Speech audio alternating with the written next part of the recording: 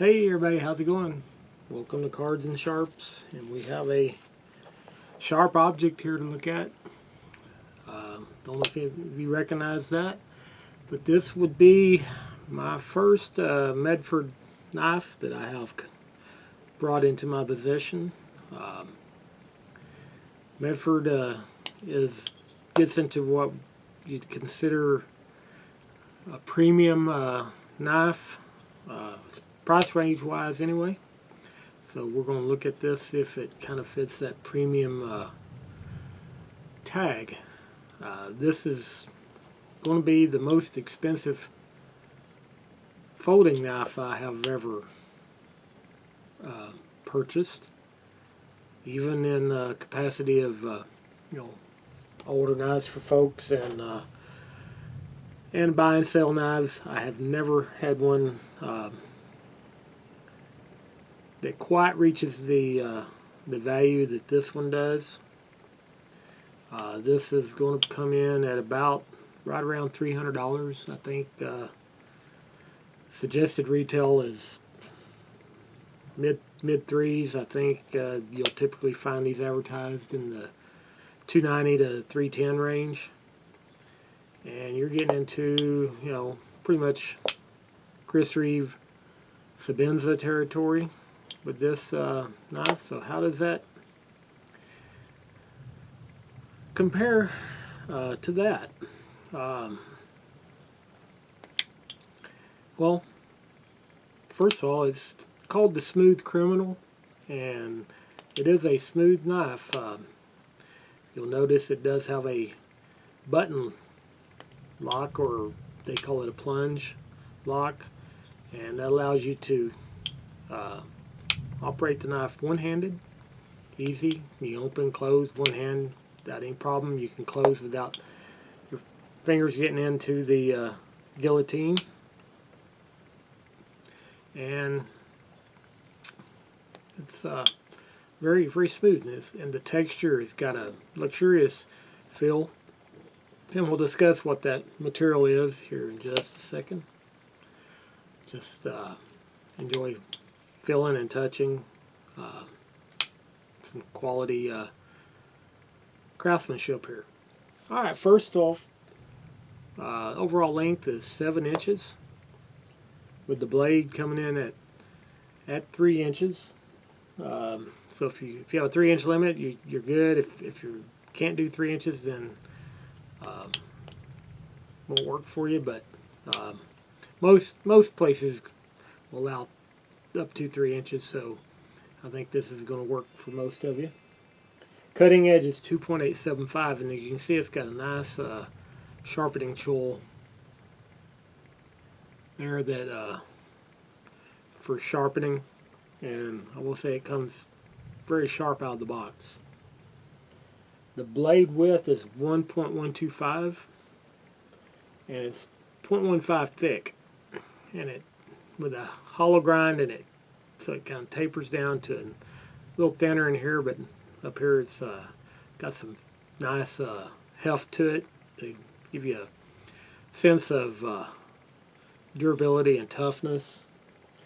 And speaking of durability and toughness, the steel is CPM S35VN, a good quality steel, good edge retention and durability.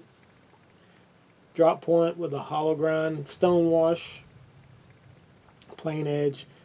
Handle length is 4 inches, and just the perfect length for my size hands. I'm always when I'm looking at knives, looking for at least 4-inch handle, and that I must have pretty common size hands, because that seems to be the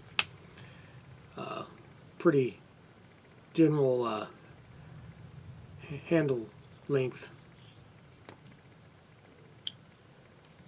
Okay, you've got handle width, it's 1.125, same as the blade, and it's measured here at the widest point, and then it tapers down, which makes it feel really good in the hand. It's just over 1/2 inch thick, so it's not the thinnest of knives, but it's thick enough that you feel that you have something substantial that you're holding on to, but not so thick that it feels really overly bulky or anything like that. You can do right or left hand. Now, to do left hand, I believe you'd have to get another clip because the way the clip works with the angle, I don't really see how that would work too well on this side. Though it does look like the screws would come out, you'd swapped out these screws with the inset screws, so you probably have to order a specific clip for left-hand use. And as mentioned, it's got what they call a plunger lock, or always call a button lock. You push the button, that releases it, and as you can see, it just falls shut. And you can actually use the button to flick it open as well. So it gives you similar. You kind of do the same action you can with the axis lock, but actually it's a little easier just to push the button than it is to slide an axis. Not a big difference, but very similar concept. I'm assuming that's looks like a pretty stout plunger in there, so I'm assuming that's give you a pretty good lockup. Probably as lockup as tight as anything you'd want to do with that. I don't know that you'd be mounting it to a vise and then hanging an engine block from it. Don't know how well it would hold up to that, but really, how many times do you use your knife as a pivot for holding the engine block? Okay. Very importantly, to a lot of you out there and to myself, this is USA made, and they're proud to put it into the handle there. I don't know if you can make that out, but it's USA made, just as all the Medford knives are, and feels really like a good quality product. Is it $300 quality compared to some other knives? Let's look at another one here that's in the premium category. It's a Benchmade Bug Out, and really great action, very lightweight, excellent everyday carry knife, and good size. Feels good in the hand, and feels like quality. This is about depending on where you get it and some of the different options you can get. You're looking at about $130 or so for a Bug Out, and you're looking at about $300 for this. So $170 difference in these two knives. Is it really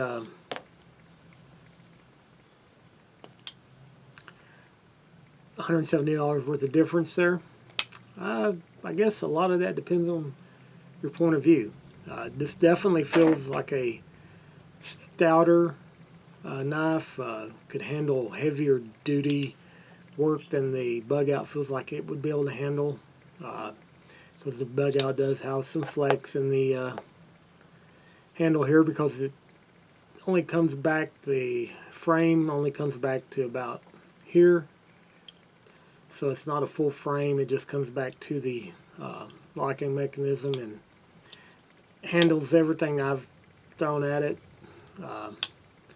but probably not my choice if I was going out doing some deep woods work. I'm going to be taking a heavier duty knife or a fixed blade. This one feels like that if you went out to the woods, went camping, hunting, whatever, and you didn't take a designated hunting knife with you, this one feels like that if you had to rely on it, you're going to be able to do anything that you want to do with it. Limitations, I guess, as far as length of blade or whatever, that sort of thing, but you don't feel like it would be too weak to take on anything. I mean, even if you want to baton some wood or something like that, you feel like this could handle it. The handles are aluminum, anodized, and this is they call it red. It looks more, well, if you can, shows up real well in there. It's a very kind of a maroon red, dark rust red or something like that.